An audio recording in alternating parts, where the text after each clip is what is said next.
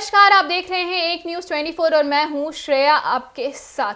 चिराग पासवान जो युवा नेता कहलाते हैं, बिहार में काफ़ी एक्टिव चल रहे हैं। जिस तरीके से हाल ही में देखा गया था कि वो जिस तरीके से भाजपा की तरफ अपनी नाराज़गी जाहिर कर रहे थे, वहीं अमित शाह का अचानक से पशुपति पारस से मिलना उनको एक बड़ा संकेत देते हुए नजर आ रहा था। जहां उसके बाद हाल ही में दिख रहा है कि चिराग पासवान के तेवर एक बार फिर बदल गए हैं। बीजेपी की तरफ उनका जो झुकाव है वो वापस देखा जा रहा है। चिराग पासवान जिस तरीके से अभी हाल ही में उन्होंने अपने एक्स हैंडल पर पोस्ट किया था कि वो अमित शाह से मिले हैं, तो जिस तरीके से देखा जा रहा था कि उन दोनों में किस तरीके से बीजेपी और चिराग पासवान के बीच जो दूरियां आ गई थी वो वापस से हटती हुई नजर आ रही हैं। हम तमाम मुद्दों पर इस वीडियो में बात करेंगे, बने रहिए हमारे साथ। आइए आपको बताते हैं क्या है ये पूरा मामला।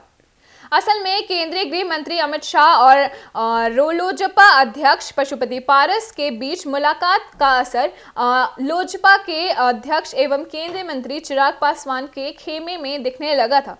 कुछ दिन पहले तक दूसरे राज्यों में स्वतंत्र रूप से विधानसभा चुनाव लड़ने की घोषणा करने वाले चिराग अब तालमेल के आधार पर चुनाव लड़ने के लिए तैयार है। इस बीच शुक्रवार को चिराग की मुलाकात अमित शाह से भी हो गई।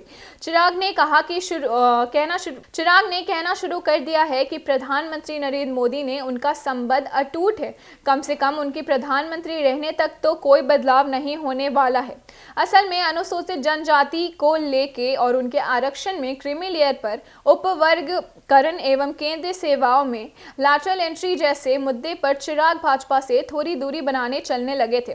भाजपा ने उनके किसी स्टैंड पर कोई टिप्पणी नहीं की थी, बस पारस की अमित शाह से मुलाकात करवा दी गई थी। इसके माध्यम से चिराग को एक संकेत दिया गया था कि भाजपा बिहार में पारस और उनके विकल्प के रूप में पेश कर सकती है।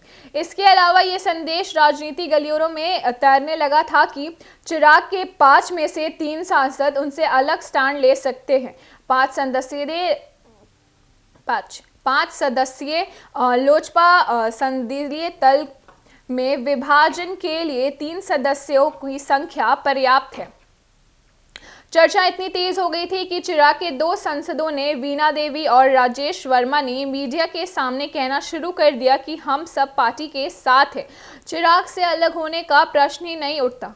2019 में एकीकृत लोजपा के 6 सांसद थे, इनमें से 3 के परिवार ही थे, फिर भी विभाजन हो गया। 2024 में लोजपा के 5 सांसद जीते हैं, इनमें सिर्फ 2 चिराग और उनके बहनोई अरुण भारती हैं परिवार के हैं। चिराग और भाजपा अप्रत्यक्ष रूप से ये भी संदेश दे रही है कि उनके सांसदों की जीत राजद के दलों को सहयोग से हुई है। जैसा कि आपने इस खबर में सुना कि किस तरीके से चिराग पासवान के सांसद को लेकर जिस तरीके से सियासी माहौल काफी तेज चल रहा था कि उनकी सांसद उन्हें छोड़ सकती है, 5 में से 3 सांसद के छोड़ने का बड़ा मामला सामने आ रहा था। ये सांसदीय माहौल इतना ज्यादा आगे बढ़ गया था कि सोशल मीडिया हैंडल पे उन्होंने कंफर्म करके बताया है।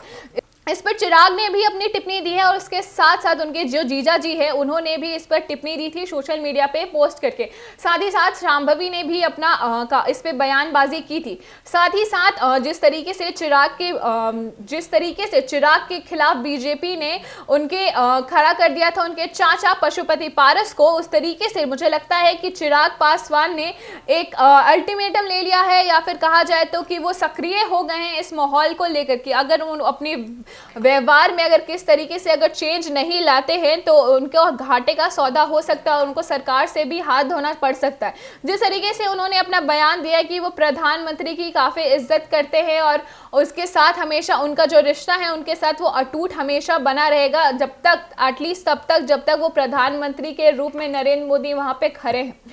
तो जैसा कि आपने इस खबर में सुना कि हमने कई मुद्दों पर बात की, ऐसे ही तमाम अपडेट्स और न्यूज़ के लिए आप देखते रहे एक न्यूज़ 24। अगर आप हमें यूट्यूब पे देख रहे हैं तो हमें लाइक करें, कमेंट करें, शेयर करें, हमारे यूट्यूब चैनल को ज़्यादा से ज़्यादा लोगों के साथ सब्सक्राइब करें। अगर आप हमें फेसबुक पेज पे देख रहे हैं तो हमें लाइक करें, कमेंट करें, शेयर करें। धन्यवाद।